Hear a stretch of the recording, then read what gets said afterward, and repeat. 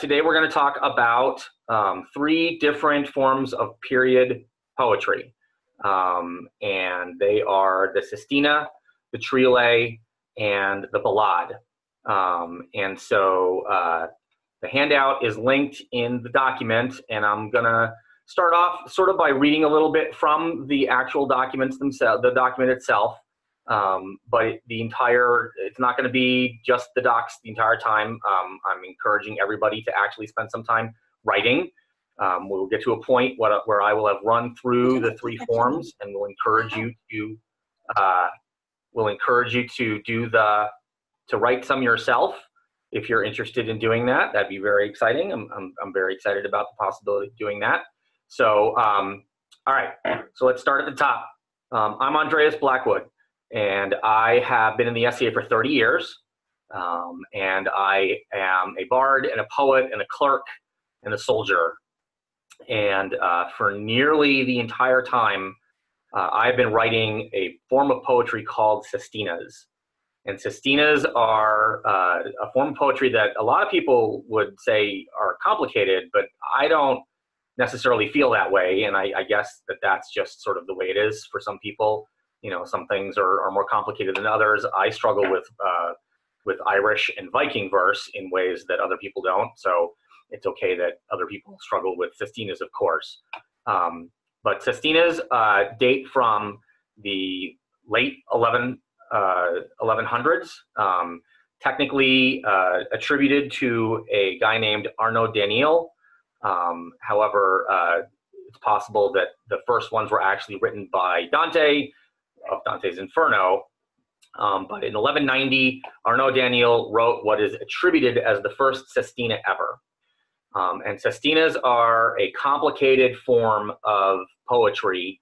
Sestina itself means interlocked as a word, right? And it's because the poetry itself is interlocked. And I'm going to share a couple of pictures here for you to see sort of how, in theory, the words form together.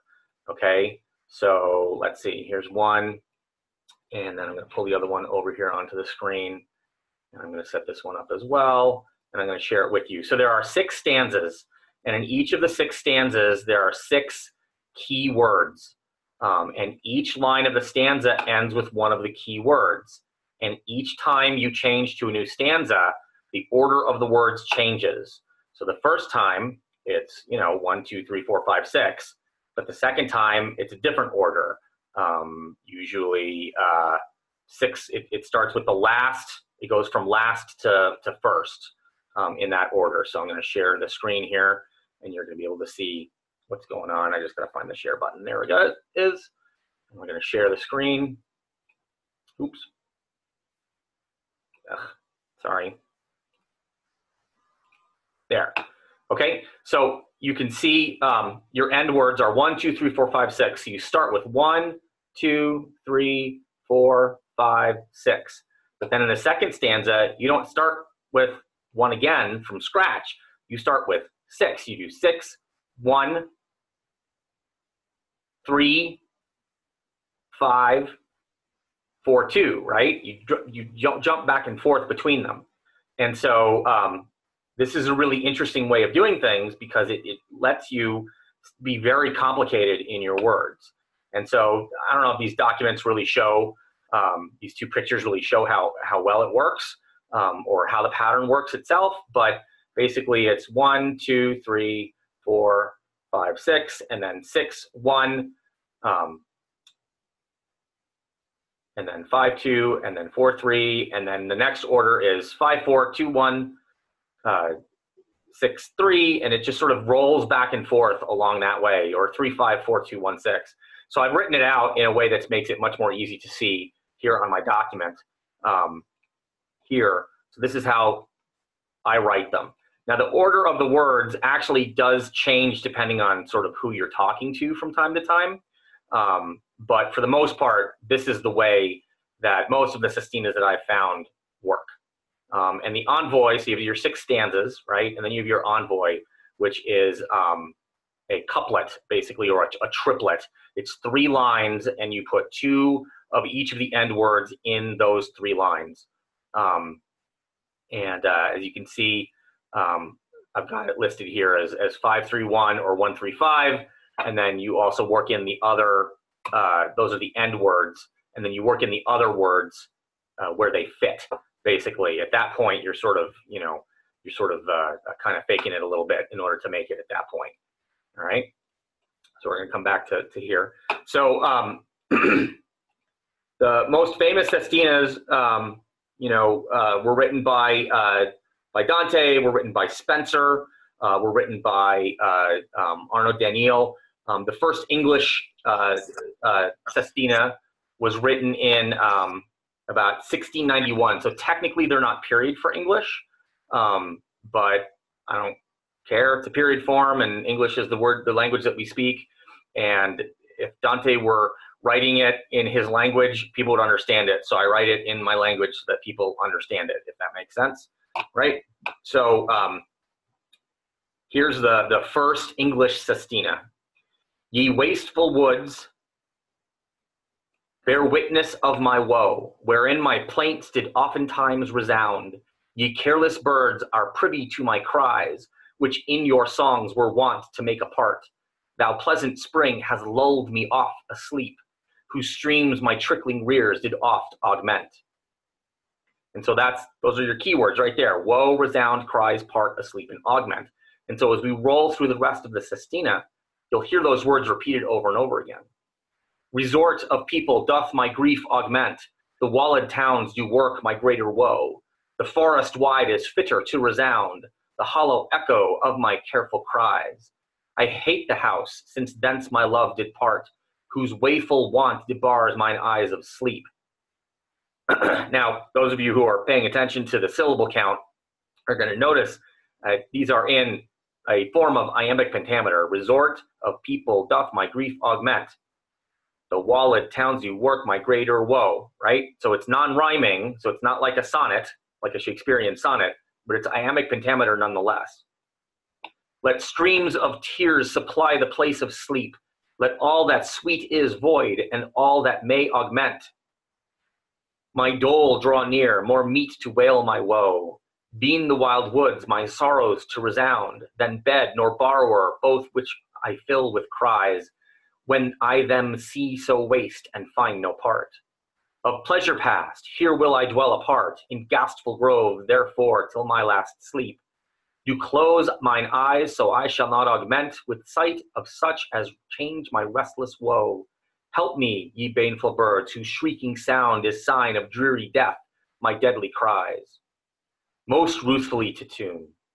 And as my cries, which of my woe cannot betray least part, you hear all night, when nature craveth sleep increase, so let your irksome yells augment, thus all the night in plaints, the day in woe, I vow to have to waste, till safe and sound she home return, whose voice is silver sound, to hear cheerful songs can change my cheerless cries. Hence, with the nightingale will I take part, that blessed bird that spends her time of sleep in songs and plaintive pleas, the more to augment the memory of his misdeed that bred her woe. And now we come to the envoy. And you that feel no woe, when as the sound of these my nightly cries ye hear apart, let break your sounders sleep, and pity augment. So Yahweh will have noticed that as I read through that and I got more comfortable with it, I started to read it as prose instead of as poetry, which leads itself, I feel, to a better interpretation of the work. I'm convinced that the Sestinas were meant to be spoken, performed, and not read in a book. And I'm also convinced that many of them were set to music. I've never been able to find an actual tune that it goes to, but I have found references to songs that were written to it, that were written to Sestinas. So the hard part, of course, is building a narrative where you have to fit these words in at the end of each line, and you only have so many syllables to work with. And to be honest, I cheat. I write in 12-syllable lines instead of 10-syllable lines. So I'm still doing the iambs, but it's in hexameter, I guess is what you'd say, what do you call it? So iambic hexameter, because I find that modern English in particular, the way we pronounce it and the way words rhyme in modern English as compared to medieval English or Old English, or even this is Renaissance English, right? So this is sort of almost near modern English. I find that 12 syllables makes it easier to work through things. So I use 12 syllables. And in the document, which is linked in the event, and I'll share out with everybody at the end, there is a sestina that I wrote back in 2004. And if we have time later or we want to, I can go ahead and read that out to everybody. So I'm going to unmute everybody, and I'm going to give people an opportunity to ask questions if they want. So you can go ahead and unmute yourself if you have a question.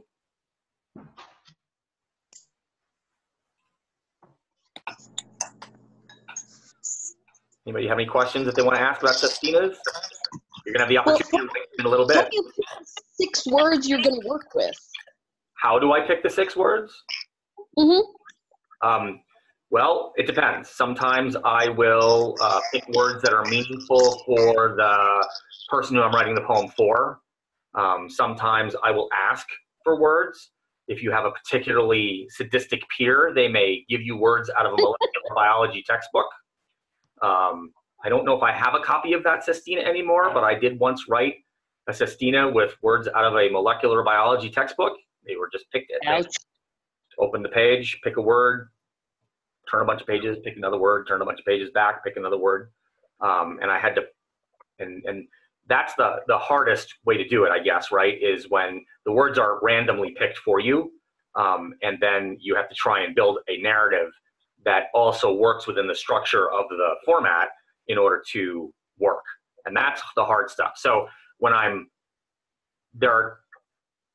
as a bard and a poet, there are things that I do that I want to actually produce content. And then there are things that I do because I'm trying to increase my skill and build up my ability.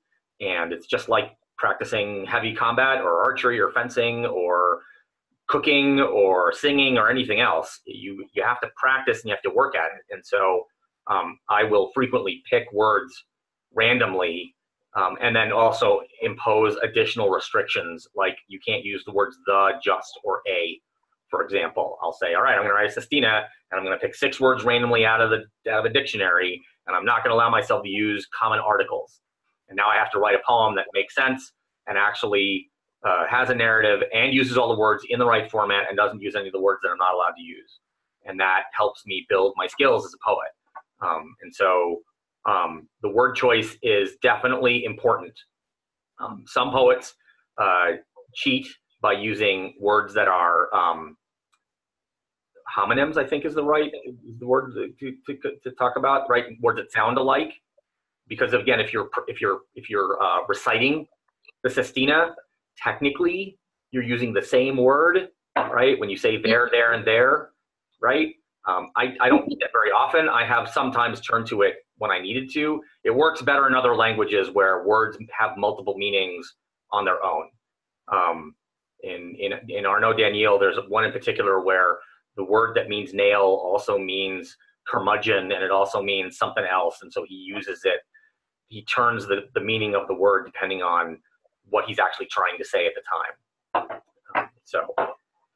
So yes, homophone. So not just cheating, but homonyms can be used for the effect of it's got multiple meanings on the one word to be clever, right? Yeah, I mean, obviously, absolutely. If you can use it, I mean, if you're really good at sestinas and you can use it to make like puns and stuff, like go for it, because that's like really high level stuff and that's beyond me. I'm always pro pun.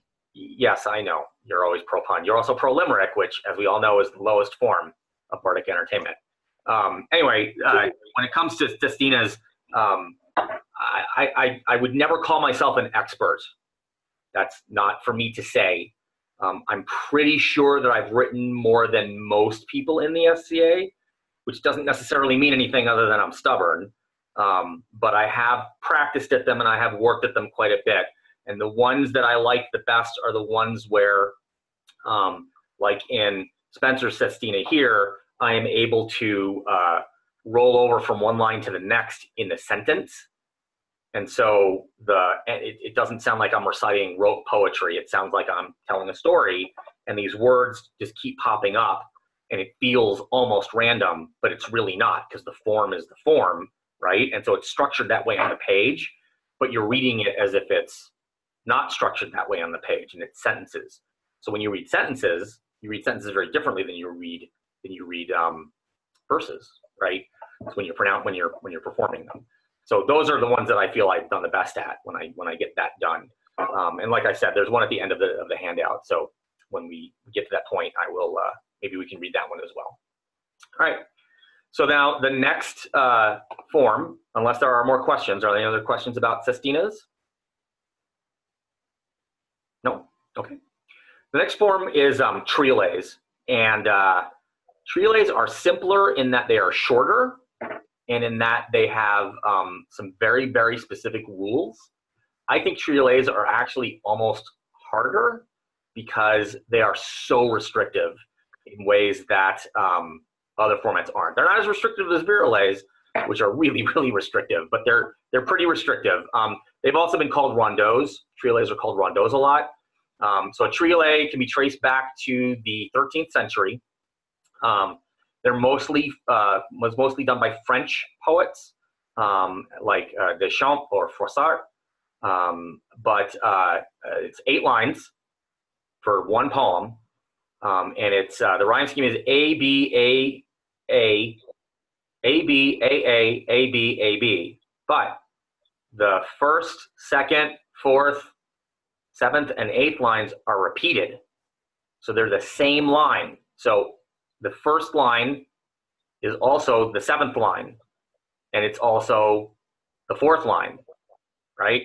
As opposed to just a sonnet where you're just rhyming lines, right? There are lines that are repeated. So here's a triolet that I found, which is brilliant because it explains the form as it is in the form of the form, which is great. This is a repeated line. The hard part is the flow. To make a triolet so fine, this is a repeated line. To write a good one may take time.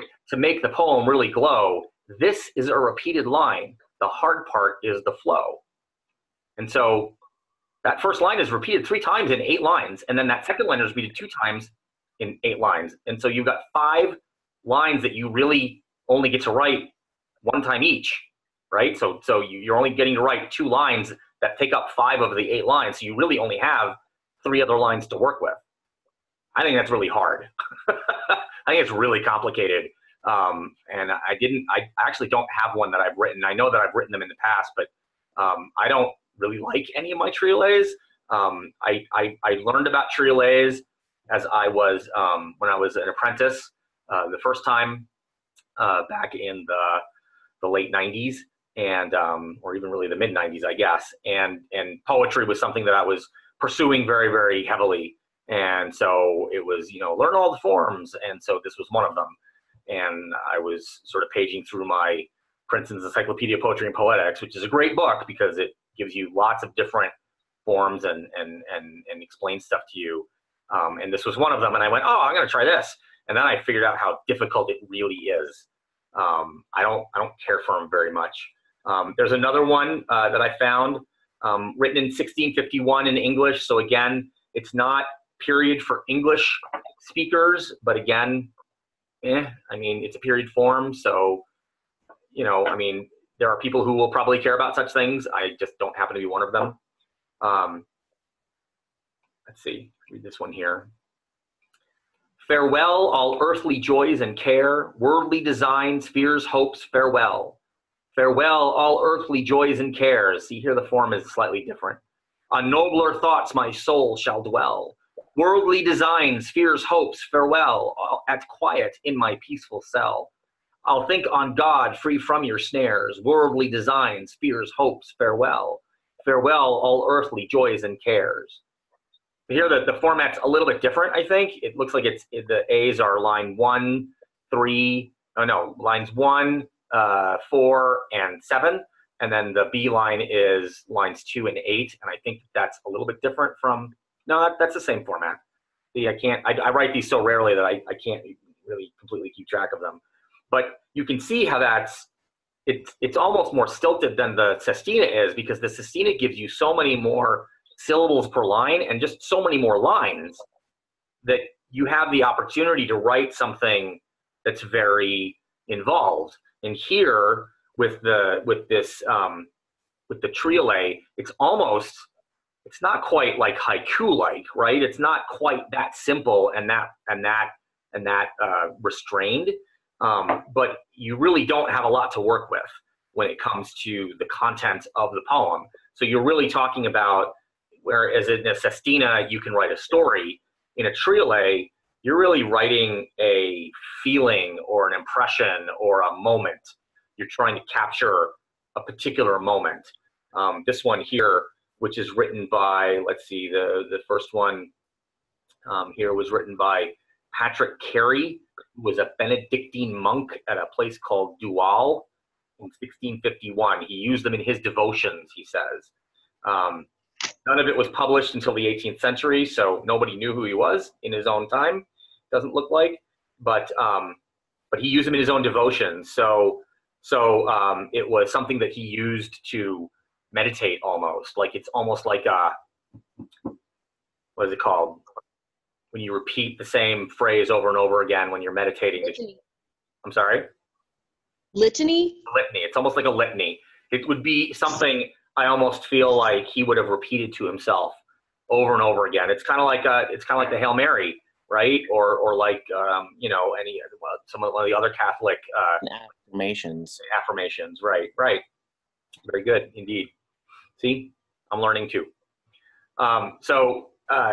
I don't think that these are easy to do. I think it's hard to make them natural and not forced. There is one by a guy named Froissart, and we can pull that one up later if people are interested. Are there any other questions about triolets specifically? Does the triolet have a meter like the iambic pentameter? It or does. a syllable? This is a repeated line. The hard part is the flow. To make a triolet so fine, this is a repeated line. It doesn't seem to.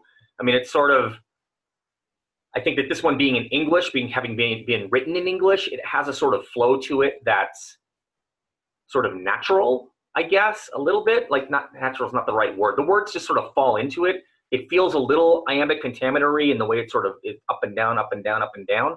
But I don't think that the ones in French, I don't feel like they go the same way, right? Like, I think that there is no set, doesn't seem to be a set, it doesn't seem to be set to me. It says in the 19th century English triolets, all the lines were in iambic tetrameter, which is 4 syllables, I think. But clearly that's not the case in this one that I was reading here, nor is it in the case of the one written by Carey. It says traditional French triolets from the 17th century, the 2nd, 6th, and 8th lines tended to be iambic trimeters, with 3 syllables, followed by 1 amphibrachaic foot each. Anybody know what that means? That? You know what that means? In French terminology, a line ending in an iambic foot was denoted as masculine, while a line ending in an amphibrachaic foot was called feminine. So does that mean that they have to choose a word that had a masculine ending or a feminine ending in order to end the phrase? So, I mean, it doesn't say that here.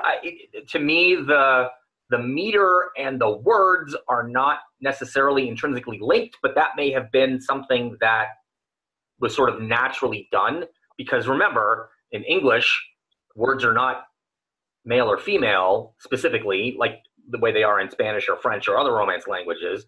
And so because of that, I don't at least think of things in that way, right? So it's hard for me to say, well, they wouldn't have done it, because it's entirely possible they did do it, just because since one was considered masculine and one was considered feminine, their own mindset based around the words that they spoke on a regular basis just push them down that path.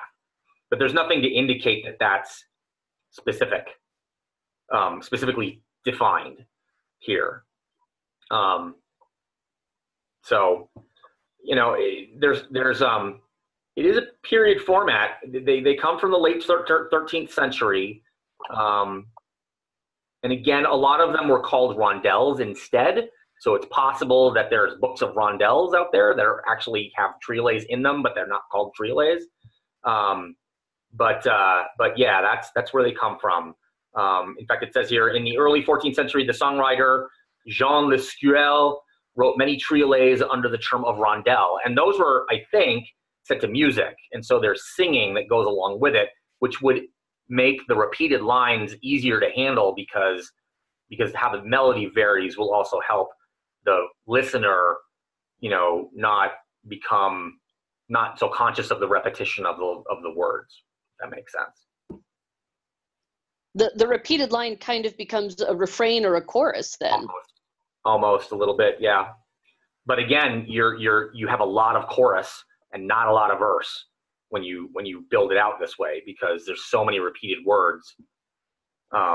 This also may be, I believe that rondeaus fall into that same, so I'm gonna delve out a little bit into music here for a second, but I know that I have sung in my choral group, and I'm sure many of you have done as well, where there are A and B parts. And so there's an A line, and then it's a 2-page manuscript, right? There's an A line and a B line, and they're different melodies, but they're part of the same song. So you sing through the A line part, and then you do B, and then you do A, B, A, B, right? That's a rondelle. I mean, or a rondeau is what that is, a rondeau, right? And so, and that's a music form. That's a form of period music. And these poems fit into that form in many ways. And so frequently the music was not as complicated as this. There weren't as many repetitions. So the words were even shorter, potentially, but it's all, they're very heavily related. So that's why a lot of these triolets are called rondelles or rondeaux. And then at some point they were called rondelets. So there's lots of different versions of this particular format.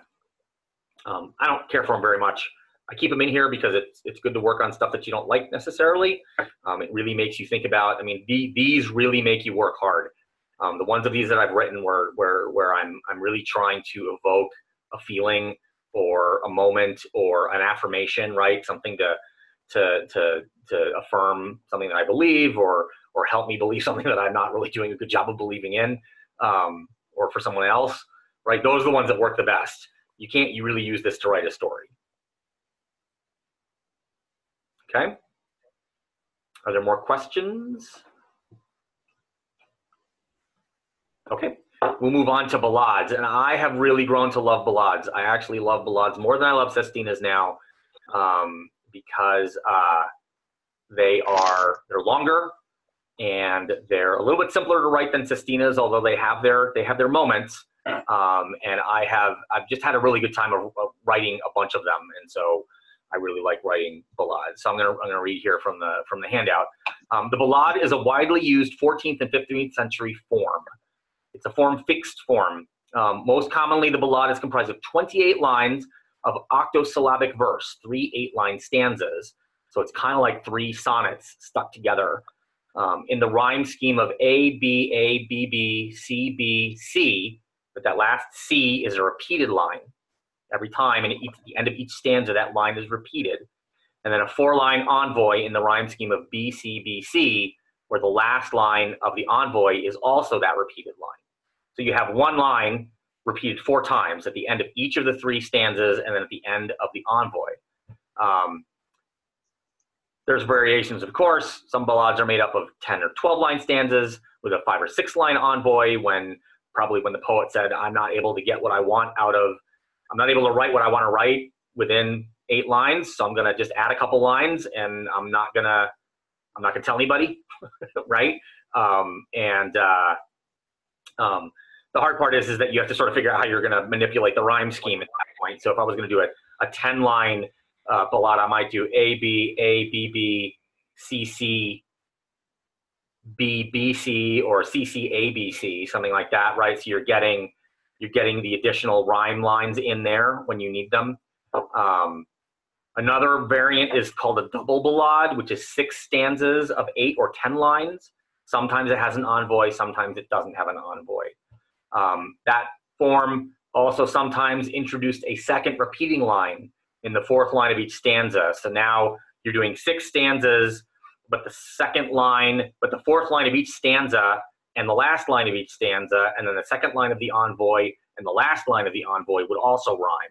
And those aren't C rhyme, that's not a C rhyme, so it's A, B, A, B is your repeated line, B, C, B, C, your other repeat, right? So you're not repeating the same line 4 times in each poem, you're repeating a B line twice in each poem, or 4 times in each poem, and you're repeating a C line 4 times in each poem. So you're not repeating it 8 times in each poem.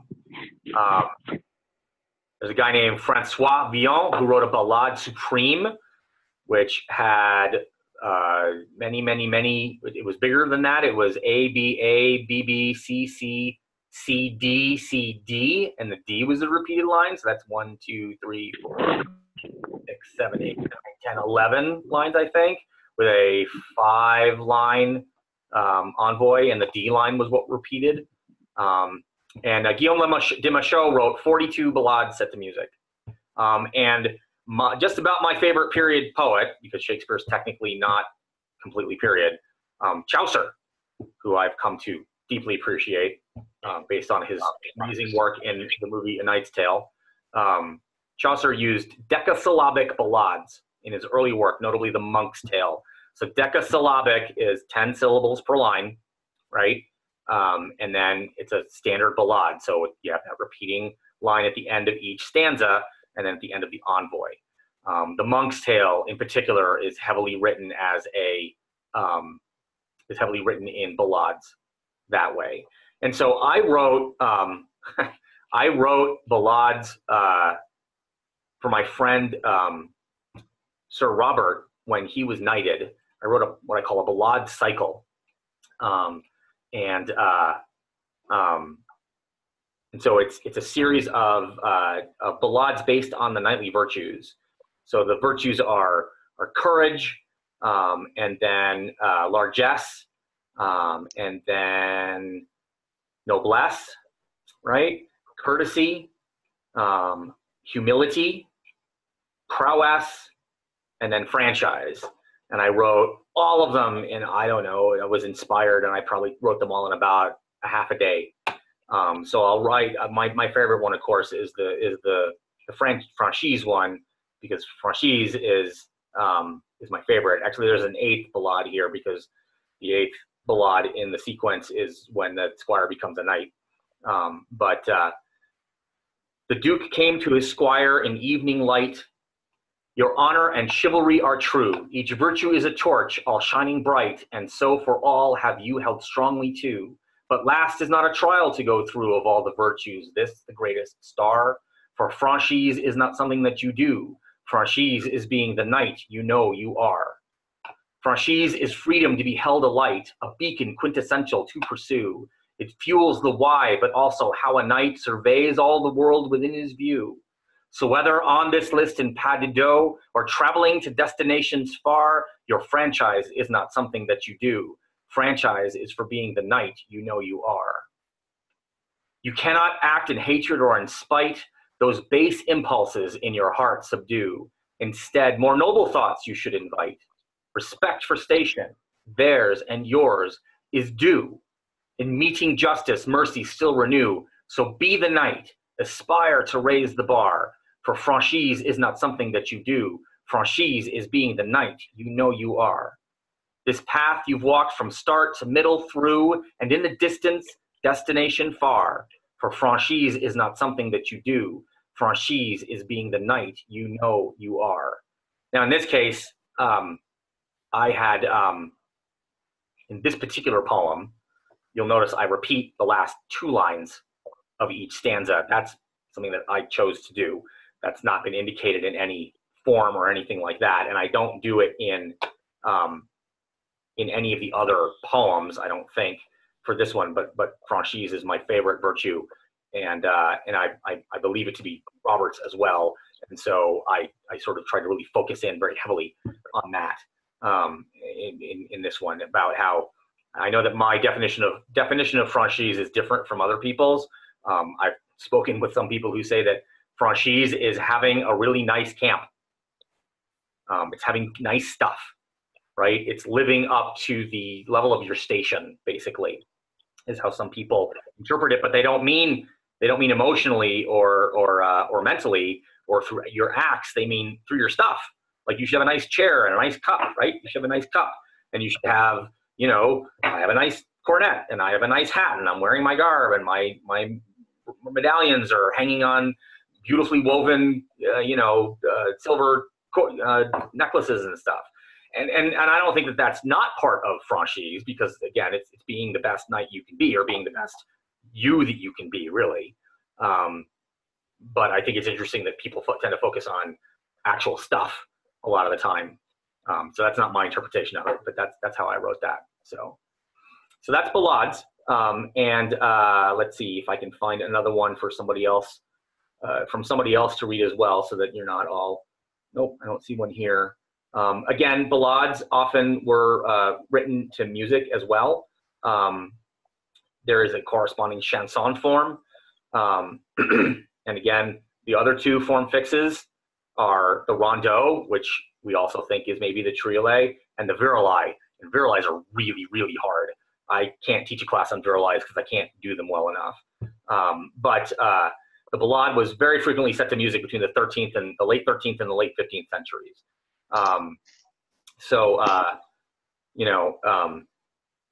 That's the poem there. And we could potentially listen to one that's written in French if we want. I don't know if you want to do that. Or we can answer questions if people have questions about ballades or any of the other two formats that we've talked about already. You can all unmute if you want to. Ask your questions.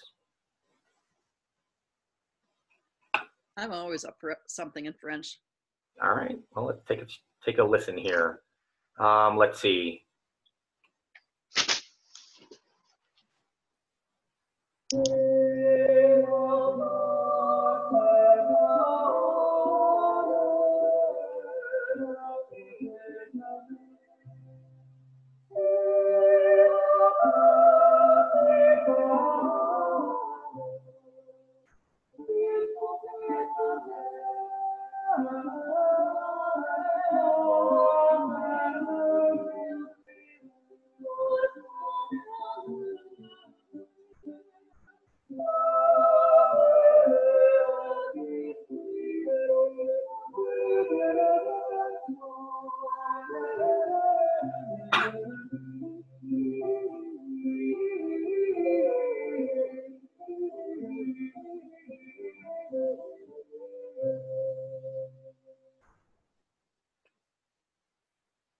I don't know if you could all hear that. Could you all hear that? Yep. Excellent. Yes. Okay, very good. All right, so here's something interesting that I've learned about doing virtual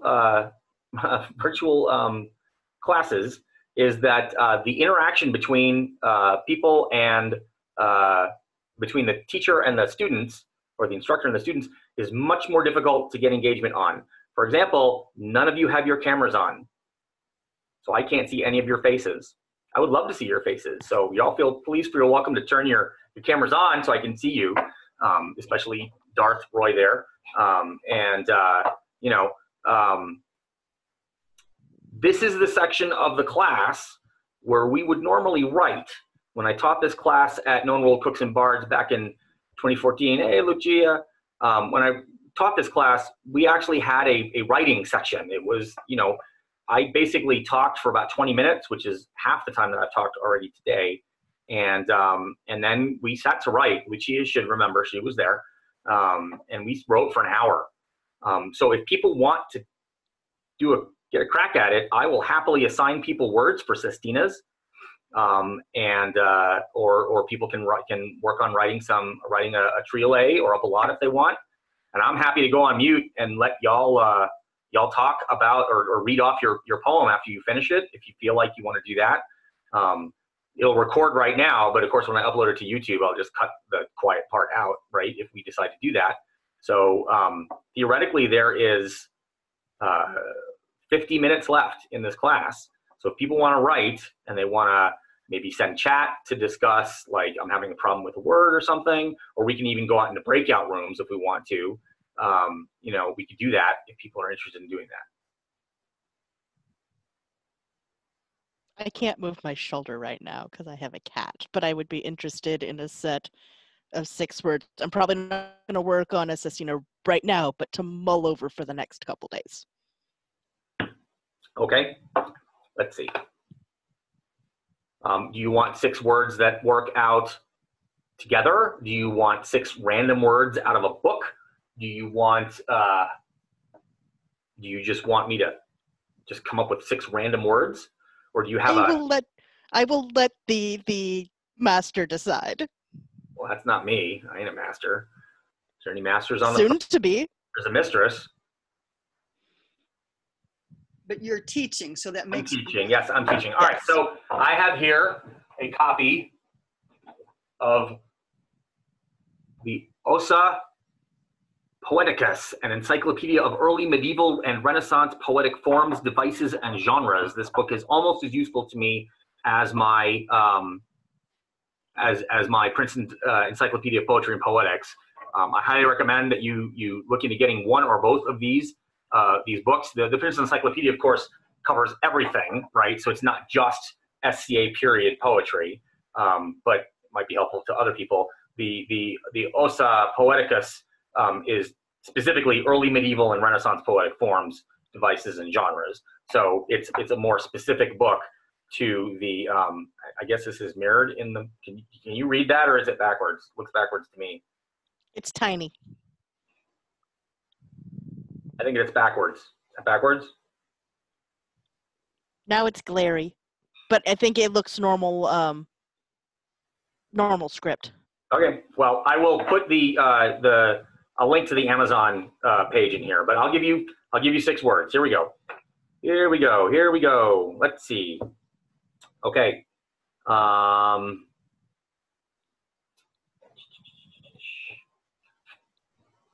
sorts of good stuff in here. Dance.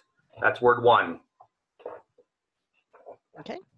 Okay. Then how about sake? That's a good one. Sake, like as for the sake of blah blah blah. Yes. Okay. Respect.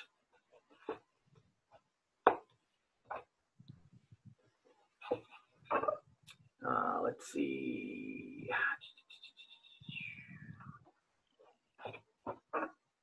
Here we go. Gather.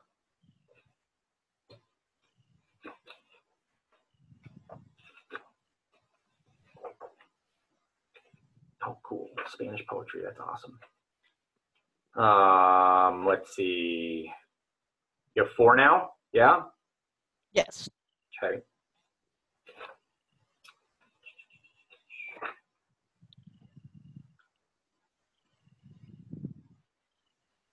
Apt. A-P-T. Apt. Okay. And then forsooth. I've been kind. I've not given you any 5 or 6 syllable words. Thank you. Like biology textbooks are full of 5 and 6 syllable words. I can imagine.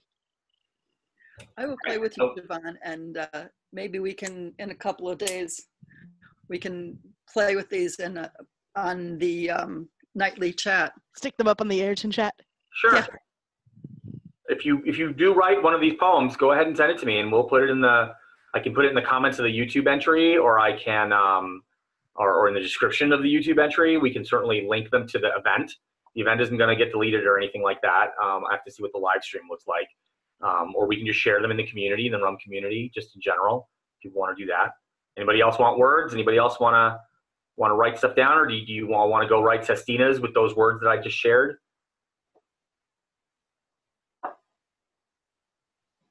So much engagement. I'm sort of brain numb. I need to. Oh no, I understand. I understand. It's just really interesting, right? Because in a classroom, like I could sit down at the table with everybody, and it would be much easier to sort of, I don't want to say pressure, but you know, just, nudge. I think the word you're looking for is the good old Jewish term nudge. I could nudge you into writing more easily because we were all in the same place, and you came to the class and you knew that it was a writing class and all of that. But instead, it's this weird sort of, you know, you're here but you're not here, and I can see some of you and I can't see the rest of you, and it's all good. I'm proud because my class has run longer than any other virtual class so far, except for the block printing classes, which have run over. And Sammy's 2-hour Trans 101. Yes. It wasn't a rum class, but that's 2 hours of chock full of information. You know, I had to significantly expand my class here, but I'm still pretty proud of this. So it's all right. If people want to be done, then that's cool. We can all take a minute. Not to play teacher's pet too much, but I finished a Triolet. Triolet? You want me to read it? Sure. Okay. Triolet on COVID-19. No, I'm not going out. This apocalypse is scary. Stay 6 feet away and shout. No, I'm not going out. I'm not impressed by those who flout the CDC and act unwary. No, I'm not going out. This apocalypse is scary. You should send that to your sister. She can put it on her website. True. I could do that. No, not Drew. Sophie. No. You're not my sister. You're not wearing orange. But can she also send it to you and you put it on your website? Oh yeah, absolutely. You can send it to me too. We'll link it up. We'll put it in the comments of the event, or I'll put it up somewhere. We'll figure it out. Make a post. Cool. All right. You have a sample of one. A sample of one. Excellent.